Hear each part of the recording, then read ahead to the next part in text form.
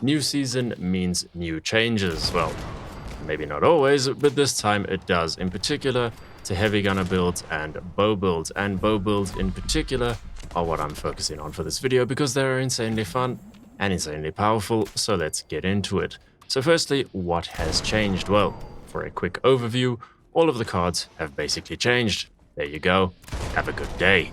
But seriously, bow before me, bow before me, bow, bow, whatever, slight change up. It's a 2-star now, and it still does the armor penetration that it did before, with it now sitting at 40% with a 10% stagger chance. So overall, a little buff there to the card. The Archer, Expert Archer, and Master Archer cards are where the complete overalls have taken place. We now have Master Archer, which at a cost of 3 means your arrows and thrown melee weapons pierce targets, so literally as it says, they go through. Deal Sealer gets you a 10% damage buff for each impairment your target has, but the best one is Hat Trick. Up to 3 stars, arrows and thrown melee weapons bounce to 3 additional targets, dealing 70% damage, so essentially your shots ricochet between enemies.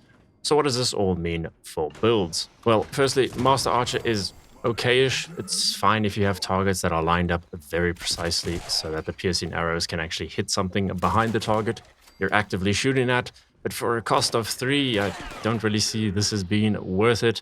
Hat Trick is where it is. Super fun, super strong. Pair this with Bow Before Me and your usual build and you'll be demolishing enemies. This makes bows really effective at groups of enemies, clearing out areas, getting tags on enemies at events. Also pair this with the damage buffs that bows just got as well with this update. You're hitting for thousands of damage with your shots. This is then ricocheting around enemies.